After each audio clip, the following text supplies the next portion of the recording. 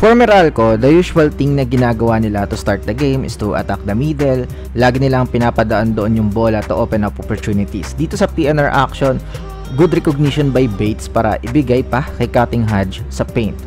Again here, may pupunta talaga sa middle to receive the pass and always good things happen para sa Bolts. You can see it na basta yung Bolts always attack the gaps, tapos pag nag-collapse na yung defense, doon na mag-open up yung kanilang mga outside threats. So, ayun yung Meralco spacing and timing execution. As for TNT naman, halos puro one-on-one yung nangyayari sa opening frame. Pugoy, creating for himself, and honestly, hindi natin sila masisisi. Yung roster nila is built for that kind of action.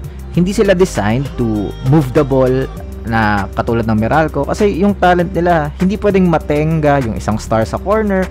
So ang nangyayari, kung sino may hawak ng bola, siya magke-create. Pag may help, doon papasok yung extra pass. Marami dito, mapapanood nyo naman. Pero again, ganoon talaga yung roster composition nila. It even resulted sa malaking lamang ng Meralco Bolts early on.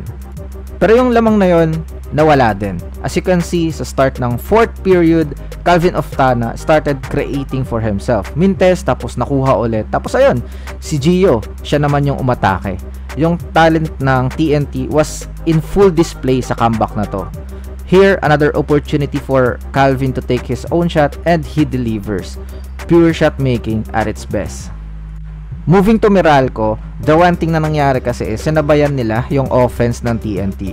On their side, naging ganun na rin yung actions nila. Banquero and Newsome doing the same things na ginagawa ni na Oftana at ng Batak sa kabilang banda. Which honestly, hindi siya yung usual na identity ng Meralco Bolts. They lost a bit of that sa structured motion that got them the lead in the first place. Malaking factor din yung flagrant foul kay Quinto. A lot of questionable decisions by the official here.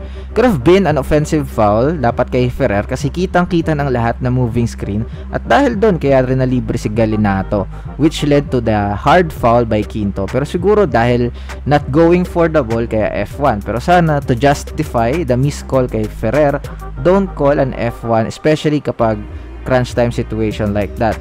And dahil doon, 6 points yung nagawa ng TNT, especially with a crazy 4-point shot by ng Batak. And then another one sa overtime, yung fade away ni Newsome over Pugoy. Ang weird pa kasi natira naman na, tas na-challenge pa to nakita nating lahat yung replay na Pugoy grab the jersey of Newsome. Isn't that a foul, diba? And where's the supposed kick of Newsome? Landing spot pa nga kung tutuusin. I don't hate TNT guys. Alam nyo naman na neutral tayo dito sa channel sa lahat ng teams. At sana hindi si Calvin Oftana yung cover athlete natin. Tsaka wag nyong pansinin lagi yung mga title ko dyan. Siyempre clickbait lang. And sinasabi ko lang kung ano yung nakikita ko. And we all have different opinions. Pero syempre purihin natin yung astig na game winner ni Ray ng Batak. Grabe, ang angas nyo dun. 100% amazing sa degree of difficulty, sa moves, leading to his shot. Whew, grabe. Crazy finish. GG 100-98.